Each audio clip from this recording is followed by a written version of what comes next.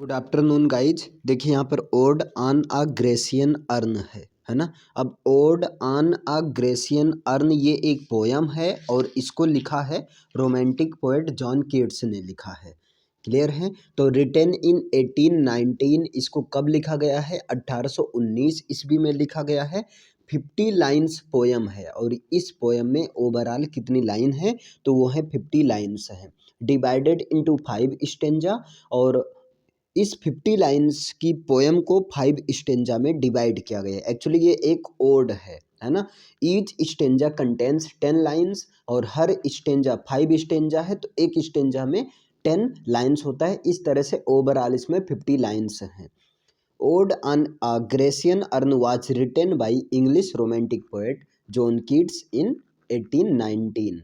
देखिए इसको किसके द्वारा लिखा गया? तो written by English romantic poet जिनका नाम है जॉन कीट्स के द्वारा लिखा गया। और कब लिखा गया? 1819 में लिखा गया।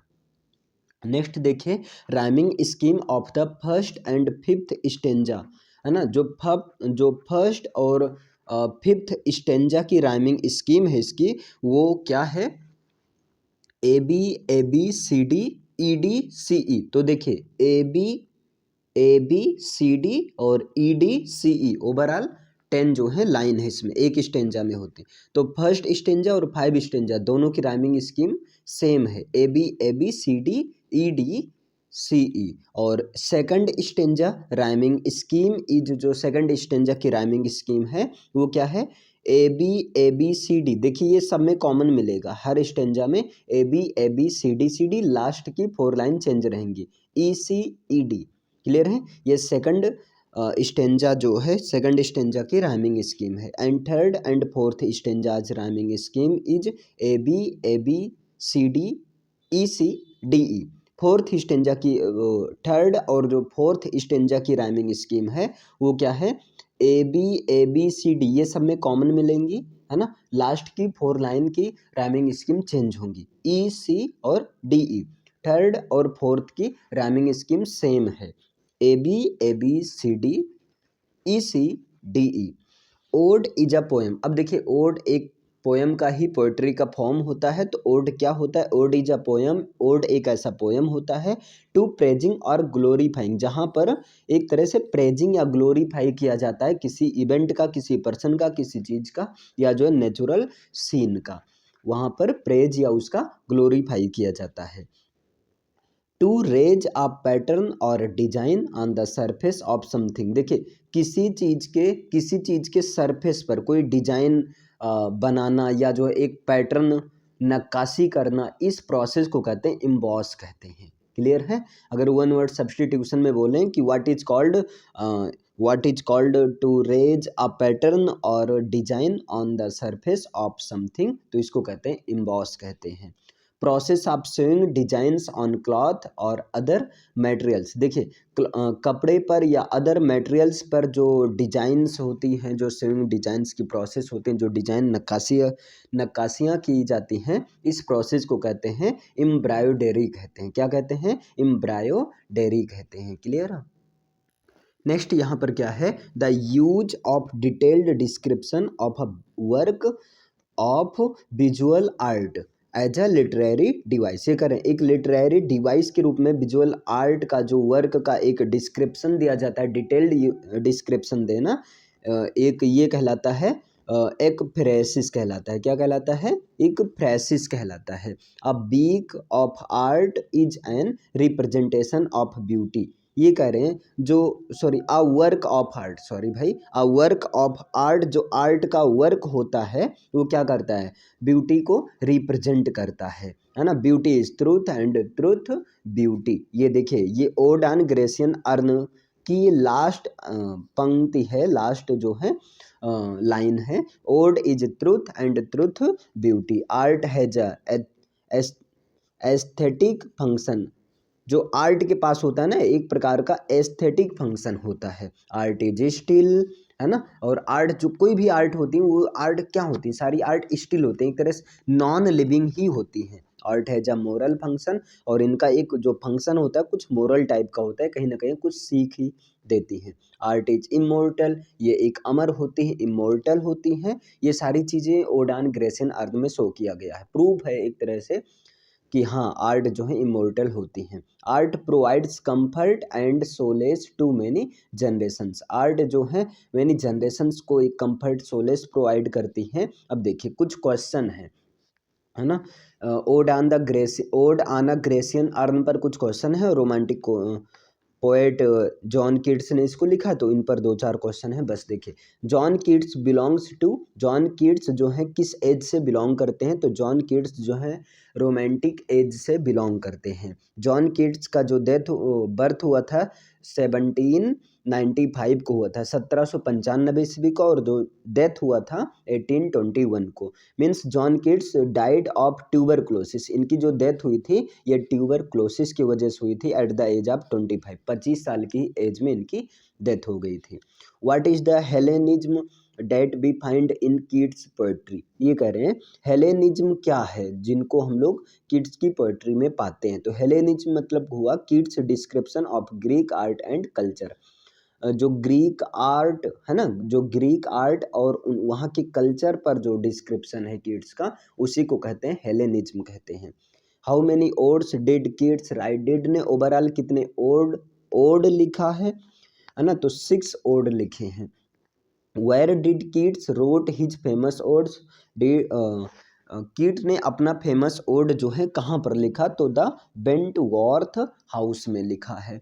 When did Keats wrote his famous 5 odes of out of 6, तो 1819 में लिखा। और ode on a Grecian urn was written in, ode on a Grecian urn जो है 1819 में ही इसको लिखा गया।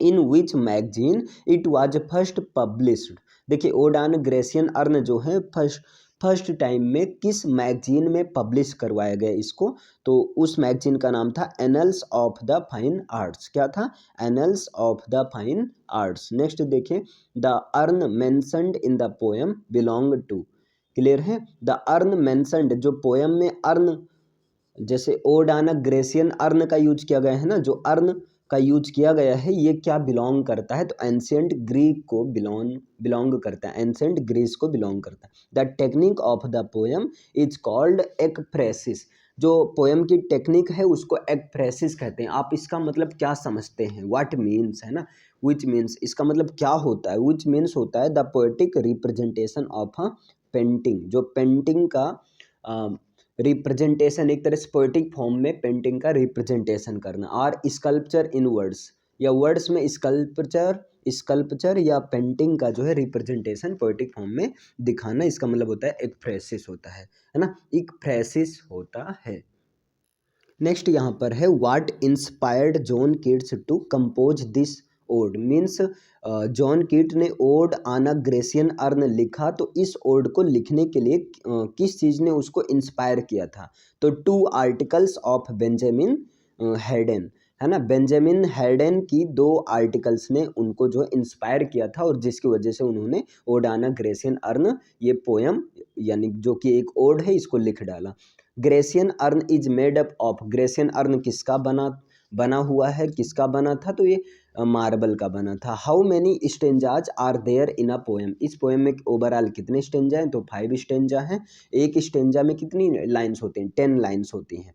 What does speaker describe in this poem, इस पोएम में स्पीकर ने यानी कि जॉन कीट्स ने क्या डिस्क्राइब किया है, तो उस ग्रेसियन अर्न पर जो पेंटिंग्स बने हुए हैं उसी पेंटिंग्स को डिस्क्राइब किया है, उसी पेंटिंग के बारे में बताया गया है। और जहाँ पर उन्होंने बताया कि उस पर 3 टाइप के सीन्स या जो हैं इमेजेज इन्होंने देखा। यहाँ अगला क्वेश्चन है हाउ मेनी मेजर इमेजेज और scenes are described in this poem, इस पोएम में यानी कि ओड आना ग्रेसियन अर्न जो जॉन कीट्स की पोएम है, इसमें कितने जो है इमेज या सीन्स का यूज किया गया है, तो 3 इमेजेज का यूज किया गया, सीन्स का यूज किया गया। फर्स्ट जो है फर्स्ट इमेज में ये दिखाया गया है, उस ग्रेसियन अर्न के फर्स्ट इमेज में ये दिखाया गया है कि lustful guys chasing beautiful women, है ना, कुछ जो है लस्टफुल लड़के हैं वो जो है एक ब्यूटीफुल वीमेन का पीछा करते हैं। और सेकंड जो इमेज सेकंड सीन में ये दिखाया गया है,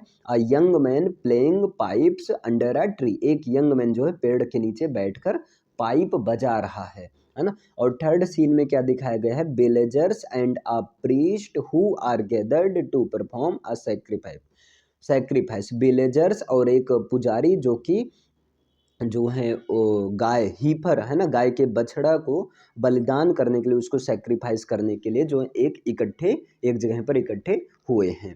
the three images scenes are bordered by, ये जो थ्री इमेज या जो सीन्स हैं ये किसके द्वारा बॉर्डर किए गए हैं, तो are decorative pattern of leaves, ये लीव्स के है ना एक डेकोरेटिव पैटर्न में इसको बॉर्डर किया गया इन थ्री इमेजेज को।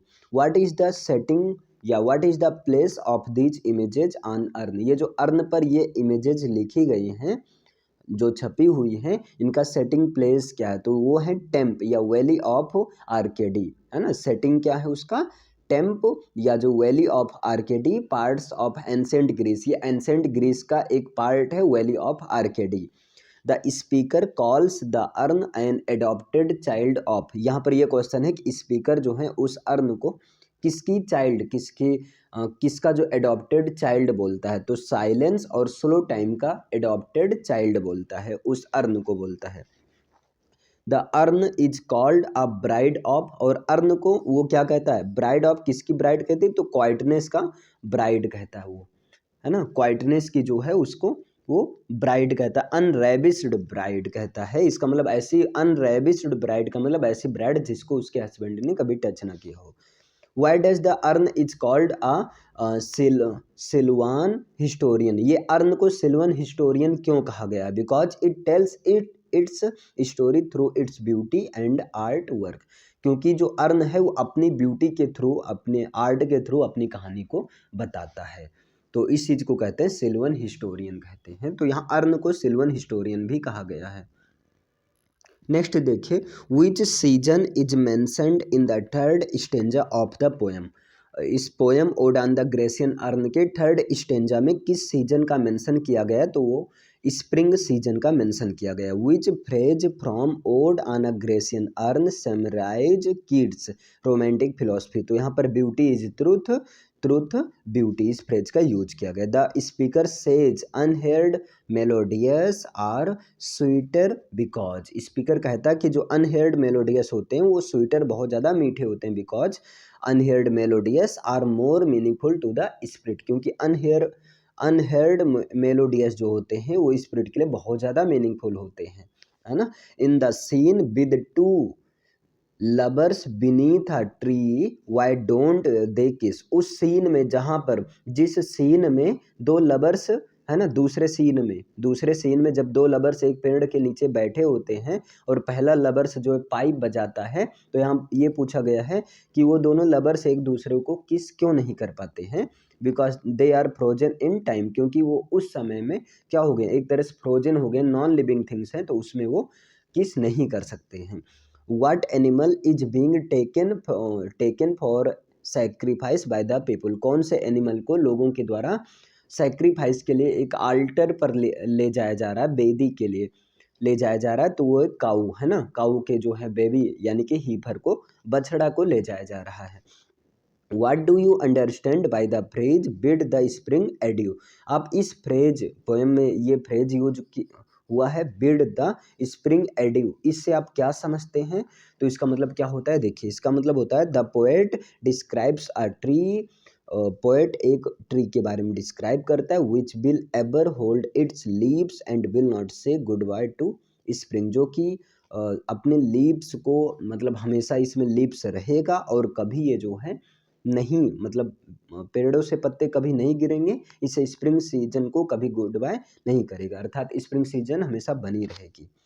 Villagers and a spirit are gathered to perform a sacrifice, this scene is described in, देखिए विलेजर्स और एक प्रीस्ट जो है सेक्रीफाइस के लिए, है ना, सेक्रीफाइस उस जो है बछड़े के बलिदान के लिए एक स्थान पर इकट्ठे हुए हैं। This scene is described in, ये सीन किस में दिखाई देता है, तो स्टेंजा 4 ऑफ द पोएम, ये पोएम के स्टेंजा 4 में दिखाई देता है ना, और सीन नंबर 3 में है। In the final stanza the speaker calls urn O Attic shape, final stanza में स्पीकर उस अर्न को कहता है ओ एटिक सेप, है ना, याद रखना। फाइनल स्टेंजा में स्पीकर अर्न को क्या कहता है, ओ एटिक शेप। अब इसका मतलब क्या होता है, what do you mean by the word Attic? इसका मतलब होता है ग्रीक अपीयरेंस होता है ना।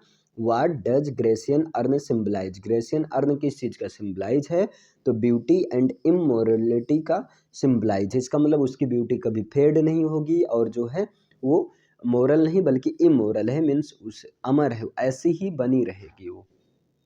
नेक्स्ट यहाँ पर है what is the significant quality of the images डेपिक्टेड on the earn? Earn पर जो इमेज है मतलब डेपिक्ट है वो क्या सिग्निफिकेंट क्वालिटी, क्या क्वालिटी देती हैं, क्या क्वालिटी उनकी? तो यहाँ देखिए दे आर परमानेंट, वो परमानेंट के लिए, हमेशा के लिए हैं, and not subject to decay and death, और वो कभी डेथ या डिसे नहीं होने वाली है। What is the timbrels in the poem? Poem में जो टाइम्ब्रेल्स क्या है, तो टाइम्ब्रेल्स जो एक प्रकार का ये म्यूजिकल इंस्ट्रूमेंट होता है। What does the speaker predict about the lovers in the scene 1?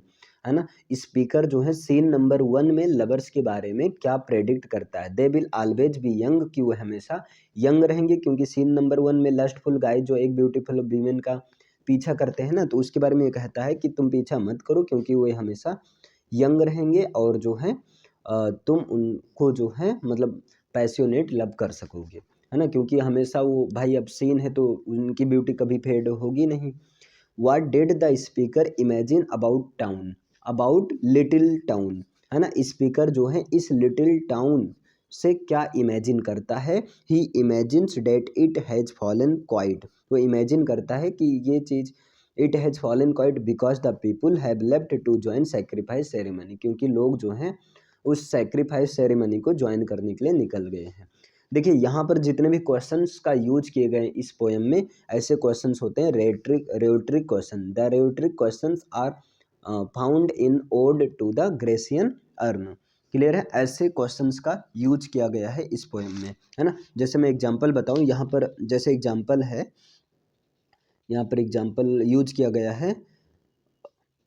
चलो मैं अपनी तरफ से एग्जांपल बता देता हूँ। जैसे मैं कहूँ who does not know Mahatma Gandhi, या who doesn't know Mahatma Gandhi, Mahatma Gandhi को कौन नहीं जानता है? इसका मतलब मैं यही कहना चाह रहा हूँ कि हर कोई जानता है। तो ऐसे क्वेश्चन रेटरिक क्वेश्चन होते हैं। आई होप ये समझ में आया होगा, और समझ में आया हो तो वीडियो को लाइक शेयर एवं सब्सक्राइब करिएगा। मिलते हैं नेक्स्ट क्लास में।